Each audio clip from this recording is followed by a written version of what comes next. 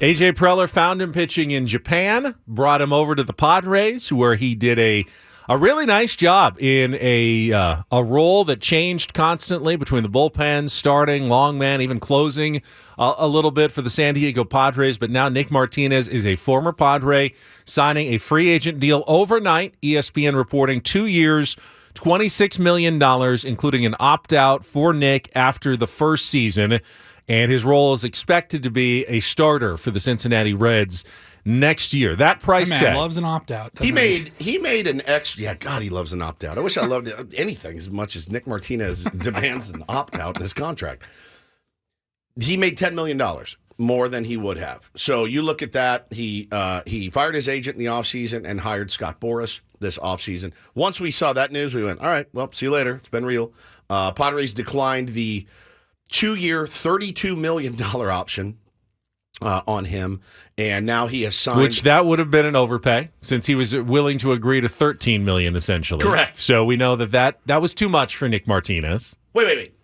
That was Waka that had 2-year, $32. I'm sorry. Nick Martinez also Martinez. Yeah, he also had 2-year, $32. Martinez opted out of the final 2 years in San Diego. Would have paid him $16 million. Sorry. Yeah, his player. The Padres had an option first at 32, just like Waka. They said no, and then Nick had an option where he could have done $8 million apiece each year at a time. Yep. That was too low, so he said no, and he ended up right in between those two numbers. Made an extra $5 million per season. Right. He's going to be pitching in Cincinnati. We talked about Emilio Pagan yesterday. Nick is also prone to the long ball.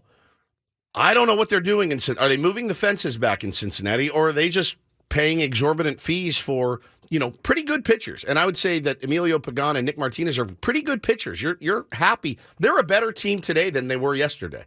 No question about it. Getting Pagan and Martinez, they're way better than they were, in fact. Are they going to have the offense to carry them? I don't know. But their bullpen right now, or maybe Nick is a starter, they've improved their ball club. They've improved their ball club more than we have in Cincinnati. We're seeing a lot of pitchers going off the market already, though, early. The Cardinals signed 3 of them.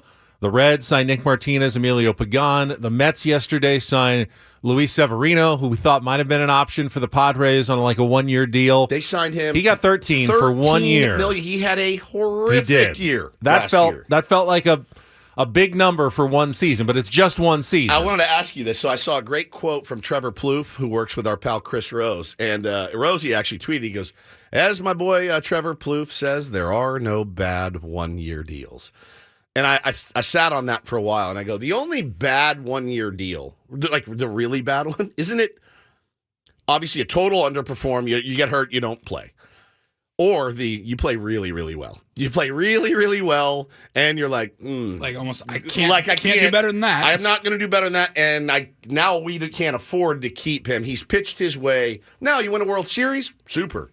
But if you're the Mets, and I guess if you're the Mets, you're still gunning for a World Series. Do you think that's a good deal or a bad deal? I think for the Mets, $13 million, that's nothing. That's chump change. Yeah, I mean, if he bounces back, he's happy. He's set himself up in free agency for the next year. The Mets are happy because they got a bargain at $13 million. If it doesn't work out, and if they're out of it, they flip him at the deadline if they fix him. Well, and if they don't, they lit $13 million on fire. But Steve Cohen can afford that, right?